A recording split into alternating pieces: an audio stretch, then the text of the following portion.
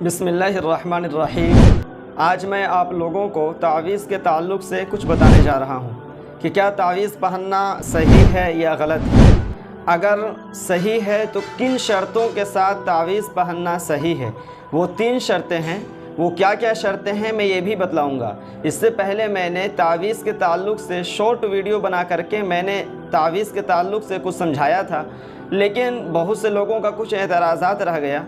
तो आज मैं सब कुछ इस वीडियो में क्लियर करूंगा कि क्या नापाक आदमी तावीज़ पहन सकता है या नहीं पहन सकता है, क्या कुछ है, सब कुछ आप जानेंगे इस वीडियो में। आगे बढ़ने से पहले मैं आपसे दरख्वास्त कर दूं कि अगर आपने अभी तक इस चैनल को सब्सक्राइब नहीं किया है तो सब्सक्राइब ज़रूर कर लीजिए ताकि इस तरीके का वीडियो आपको और भी मिल सके।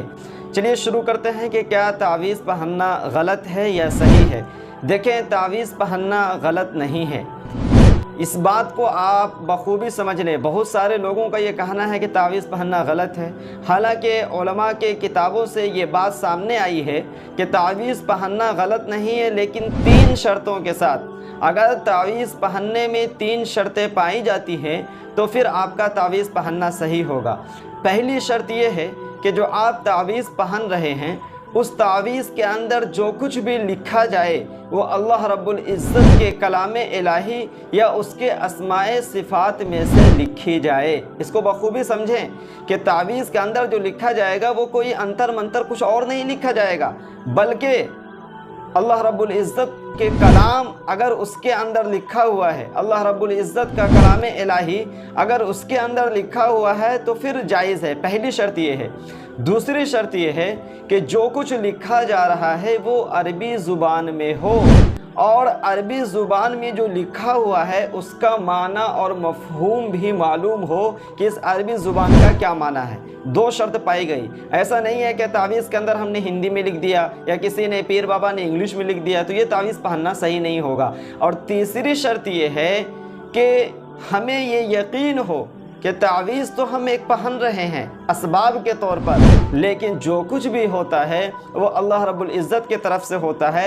अगर मुझे शिफा भी मिलेगी, अगर मुझे तावीज़ के ज़रिए फ़ायदा भी पहुँचेगा तो अल्लाह रब्बुल इज़्ज़त के ज़रिए ही पहुँचेगा। ये 3 शर्तें हैं। अगर 3 शर्तें अगर उस तावीज़ के अंदर पाई जाती है तो तावीज़ पहनना जायज़ होगा, वरना तावीज़ पहनना जायज़ नहीं होगा। फिर से सुन लें। पहली शर्त यह है कि तावीज़ के अंदर जो कुछ भी लिखा जा रहा है वो कलाम इलाही हो। दूसरी शर्त यह है कि जो कुछ लिखा हुआ है वो अरबी ज़ुबान में हो और उसका माना और मफ़हूम पता हो। और तीसरी शर्त यह है कि हमारा यकीन हो कि जो कुछ होता है अल्लाह रब्बुल इज़्ज़त के हुक्म से होता है। मैं तावीज़ सिर्फ दवा के तौर पर, जैसे इंसान दवा खाता है लेकिन उम्मीद अपने रब से लगाता है कि अल्लाह रब्बुल इज़्ज़त शिफा देंगे, बस तावीज़ भी ऐसा ही है कि तावीज़ पहन रहा हूँ लेकिन शिफा अल्लाह रब्बुल इज़्ज़त देंगे।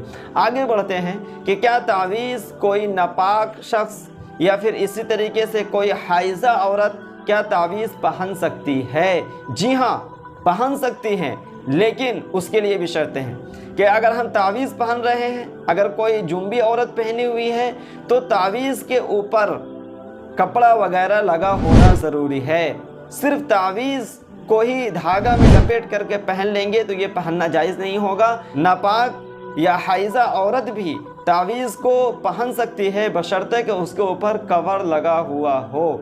दूसरी बात कि क्या किसी मुसलमान को कोई गैर शख्स यानी कोई पंडित, आजकल आपने देखा होगा कि जब कोई मुसलमान किसी परेशानी में होता है तो जब अपने लोगों से दुआ तावीज़ सही तरीके से नहीं करा पाता तो वो कहीं भी पैर पटकता है, किसी पंडित बाबा को बुला लेता है, फिर उनसे झाड़ फूँक करवाता है। ये क़तअन गलत है मेरे भाई। मैंने लिखा है कि इत्तेफाक इस बात पर है कि यहूदी और ईसाई भी मुसलमानों को झाड़ फूँक कर सकते हैं बशर्ते कि वो झाड़ फूँक करना अल्लाह रब्बुल इज़्ज़त का कलाम कुरान पाक से हो तभी जायज़ होगा, वरना अगर कोई अपनी तरफ से अंतर मंतर और गलत तरीके से अगर यानी कुरान के अलावा की चीज़ों से अगर झाड़ फूँक करता है तो जायज़ नहीं होगा। ये सब वो बातें हैं जिसको जानना बेहद ज़रूरी है।